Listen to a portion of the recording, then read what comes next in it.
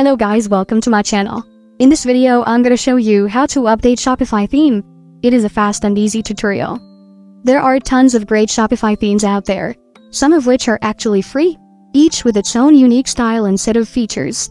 So it may take some time to find the theme that's perfect for your brand. Even when you do find the theme that most aligns with your brand vision, the first thing you will need is to open your Shopify store from your PC. So let's say you want to customize, just go to the sales channel and click the online store, and this will open up the different settings.